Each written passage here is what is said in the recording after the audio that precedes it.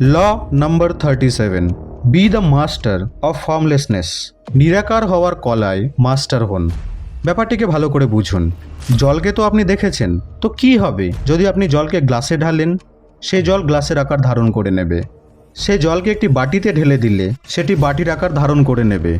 আর কি হবে যদি আপনি সেই জলকে একটি চামচে ঢালেন? জল চামচের আকার ধারণ করে নেবে। মানে জল অবস্থান ও পরিস্থিতি হিসেবে নিজের রূপকে পরিবর্তন করে নিচ্ছে। তো পাওয়ারের এই গেমে লোকেরা সবসময় জানার চেষ্টা করতে থাকে যে আপনি করেন কি, আপনি করছেন কি। কিন্তু যখন আপনি সেই জলের মতো নিরাকার বা ফর্মলেস হয়ে যান, তখন লোকেরা আপনাকে আর প্রেডিক্টই করতে পারবে না। লোকেরা বুঝতেই পারবে না যে আপনি কেমন, কি করেন, কি করছেন। অবস্থা ও পরিস্থিতি হিসেবে নিজেকে বদলে নিন, ঠিক সেই জলের মতো। দেখবেন অবস্থা ও পরিস্থিতি আপনার অনুকূল হয়ে যাবে। কিন্তু যদি আপনি পরিস্থিতি অনুযায়ী বদলাতে না চান, তো কোনো ভালো পরিস্থিতিও আপনার জন্য প্রতিকূল হয়ে যাবে। যখন এরোপ্লেনের ডিসকভারি চলছিল, বহু সায়েন্টিস্ট যখন একে বানানোর চেষ্টা করছিল, যাদের মধ্যে থেকে রাইট ব্রাদার্সও ছিল, তো জানেন সেই সময় কি বলা হতো?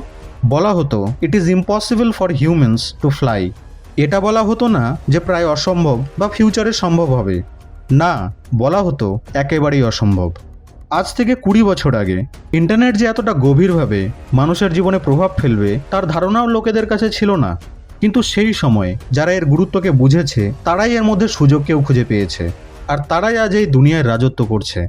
আর আজ সেই সুযোগই বিলিয়ন ডলার কোম্পানিতে পরিবর্তন হয়ে গেছে। পরিস্থিতি অনুযায়ী নিজেকে অ্যাডপ্ট করতে শিখতেই হবে। এমন নয় যে পরে হওয়ার চেষ্টা করব, না। আপনার এই সবসময় পরে পরে বলার অভ্যাস আপনাকে সব থেকে পেছনে নিয়ে গিয়ে ফেলে দেবে। জলের মতোই আপনাকে as soon as possible action নিতে হবে। সেই পরিবর্তনকে অ্যাকসেপ্ট করতে হবে এবং সেই পরিবর্তনের সাথেই চলতে হবে।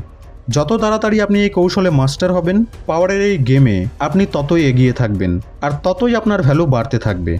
So be formless, be shapeless like water. আপনাদের সঙ্গে আবার দেখা হবে নেক্সট ভিডিওতে।